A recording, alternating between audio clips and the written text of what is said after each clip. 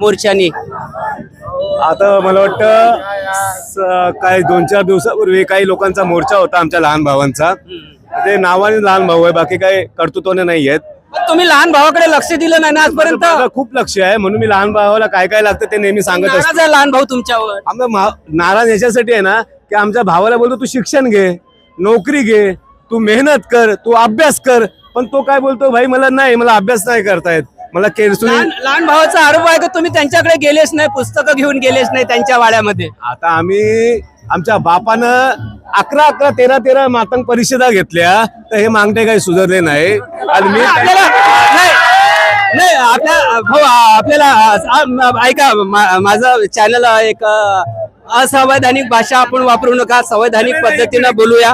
कुठल्याही जाती धर्माचा, कुठल्याही जाती, ते आपले भाऊच आहे, आपले भाऊच आहे, ते आपले भाऊच आहे. ऐकून तरी घ्या, ऐकून बोलू नका. अहो ही ना लोकभाषा आहे, ऐकून घ्या ना, ऐकून घ्या. आपल्याला महार म्हटलं तर आपल्याला खराब वाटते, त्यांना खराब वाटेल, कारण हा व्हिडिओ तुमचा देवपूजा करीन, जो बौद्ध धम्मच्या संगत काम करणार नाही, आणि जो जर हिंदू देवाच्या नादी लागेल तर महाराज बोलतात त्याला का, अशी कळकळीची विनंती सुद्धा या मोर्चामधून करण्यात आलेली आहे.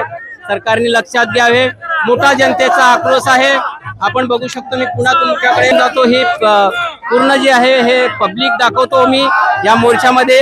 यापेक्षाही जास्त जे लोक आहे ते आझाद मैदानावर आहे. हे सध्या या मेट्रो स्टेशन कडे आहे मोर्चा, आणि तुम्ही बघू शकता या ठिकाणी आणखीनही काही मोर्चामध्ये नेते सहभागी झालेले आहेत. त्यांच्यासोबत सुद्धा मी बोलण्याचा प्रयत्न करणार आहे. एकंदरीतच लोकांच्या भावना ज्या आहे या आमच्या माध्यमातून लोकांपर्यंत पोहोचवा, ही एक WS न्यूजची सुद्धा एक मागणी आहे. बघू शकता या ठिकाणी राजू थेटे सुद्धा या ठिकाणी मोर्चामध्ये सहभागी झालेले आहे. त्यांच्याकडून सुद्धा जाणून घेण्याचा आपण प्रयत्न करूया. भाऊ जय भीम. जय भीम, जय भीम. काय सांगाल, आज मुंबईमध्ये मोठी धडक दिली मोर्चानी?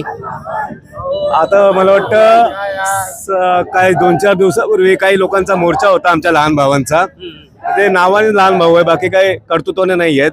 तुम्ही लहान भावाकडे लक्ष दिलं नाही ना आजपर्यंत? माझं खूप लक्ष आहे, म्हणून मी लहान भावाला काय काय लागतं ते नेहमी सांगत असतो. नाराज आहे लहान भाऊ तुमच्यावर? आमचा नाराज याच्यासाठी आहे ना की आमच्या भावाला बोलतो तू शिक्षण घे, नोकरी घे, तू मेहनत कर, तू अभ्यास कर. पण तो काय बोलतो, भाई मला अभ्यास नाही करतायत, मला केरसुनी. लहान भावाचा आरोप आहे की तुम्ही त्यांच्याकडे गेलेच नाही, पुस्तकं घेऊन गेलेच नाही त्यांच्या वाड्यामध्ये. आता आम्ही आमच्या बापानं 11 13 मातंग परिषदा घेतल्या, तर हे मागणे काही सुधारले नाही. आणि मी आपल्याला नाही आपल्या भाऊ आपल्याला ऐका, माझं चॅनल एक असंवैधानिक भाषा आपण वापरू नका, संवैधानिक पद्धतीनं बोलूया. कुठल्याही जाती धर्माचा, कुठल्याही जाती, ते आपले भाऊच आहे, आपले भाऊच आहे, ते आपले भाऊच आहे. ऐकून तरी घ्या, ऐकून बोलू नका. अहो ही ना लोकभाषा आहे, ऐकून घ्या ना, ऐकून घ्या. आपल्याला महार म्हटलं तर आपल्याला खराब वाटते, त्यांना खराब वाटेल, कारण हा व्हिडिओ तुमचा देवपूजा करीन, जो बौद्ध धम्मच्या संगत काम करणार नाही, आणि जो जर हिंदू देवाच्या नादी लागेल तर महाराज बोलतात त्याला. ही लोकभाषा आहे, लोकभाषा. हे काय कुठल्या जातीला नाही. अरे तुम्हाला एवढं सगळं दिलं ज्या बापानं, कुठल्या देवधर्म आला होता का यांच्यासाठी? त्यांचं म्हणणं असं आहे की आम्हाला पुन्हा हे जे आमचे मोठे भाऊ आहे, आम्हाला समजवण्यात कुठेतरी कमी पडले, आमच्यापर्यंत आले नाही आहे. मला एक सांगा, उत्तर प्रदेशमध्ये मान्यवर कांशीरामजी कोण सांगायला गेलं होतं का? मान्यवर कांशीरामजीने या महाराष्ट्रात येऊन फुले शाहू आंबेडकर समजून घेतला. बाबासाहेब समजायची गरज नाही, जाणून घ्यायची. त्यांना विचारायची शक्ती असेल, जो विचार करण्या लायक असेल ना, त्याला बाबासाहेब सांगायची गरज नाही पडत. तुम्हाला हे म्हणणं आहे की बाबासाहेबाला समजून घेतलं नाही म्हणून त्यांचा विकास झालेला नाही?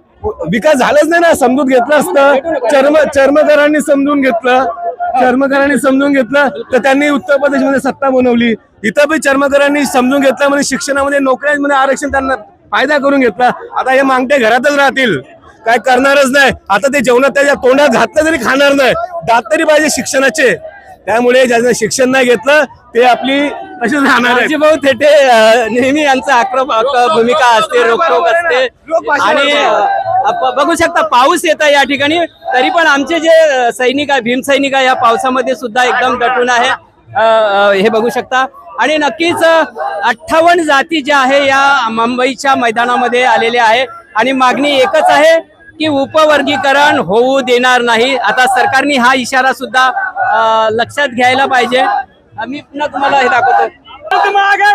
शकता हे राजभाऊ थेटे आहेत आणि हे बघा सगळे छत्र्या घेऊन आहेत हे सगळी मंडळी हे बघा मोठे झेंडे असे मोठ्या प्रमाणात झेंडे सुद्धा आहे आणि पाऊस सुरू झालेला आहे आणि पावसामध्येही सुद्धा जे आहे आमचे बांधव छत्र्या घेऊन अकोल्यावरून जे आलेले आहे हे बांधव आहे बघू शकता ही सगळी मंडळी पावसाची तमा न बागडता मोठ्या संकेत जे आहे या ठिकाणी थोडस आमच्या कॅमेऱ्याला हे द्या मोर्चा दाखवायचा आहे पावसामध्ये सुद्धा बघू शकता भर पावसामध्ये अर्धा आहे यांच्यासोबत थोडं शेती समोर करा म्हणजे कॅमेऱ्याला माझ्या पाणी नाही लागलं पाहिजे काय सांगाल तुम्ही मोर्चात सहभागी झाले जय भीम जय भीम जय भीम साहेब जे संविधान आहे किंवा आरक्षण काय ते बोला बोला बोला वर्गीकरण हे झालंच नाही पाहिजे अशी सर्वांची बहुमताने इच्छा आहे आणि कदापि होता कामा नये त्याचं कारण काय गोरगरिबांसाठी किंवा अन्यायासाठी आपण आज इथे लढत आहोत पाऊस सुरू आहे आपण बघू शकता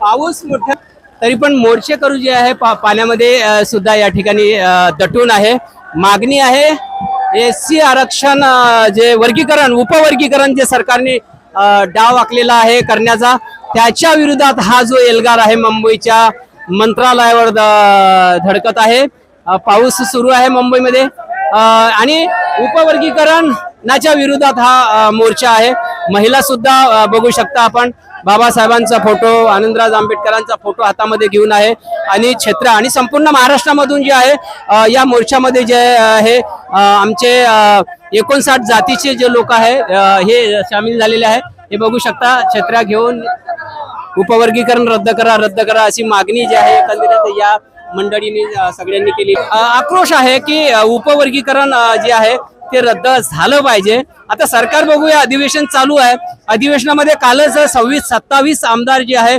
मुख्यमंत्री यांना भेटलेले आहे आणि त्यांनी सुद्धा या उपवर्गीकरणाला जो आहे विरोध केलेला आहे आता सरकार काय निर्णय घेते याकडे लक्ष आहे पण एकंदरीतच सरकारनं उपवर्गीकरण जर समजा केलं तर या महाराष्ट्रामध्ये 59 जातीमध्ये आक्रोश होईल आणि उपवर्गीकरण जर रद्द झालं तर हा मोर्चा जो आहे शांत होण्याचे चिन्ह दिसत आहे पाऊस मोठ्या प्रमाणात आहे आणि पावसातही हे आंदोलन जे आहे सुरूच आहे तर मी प्रत्येक क्षणोक्षणाची बातमी तुम्हाला देत राहील तोपर्यंत तुम्ही बघत राहा WH न्यूज लाईक करा सबस्क्राईब करा जय भीम नमो बुद्धाय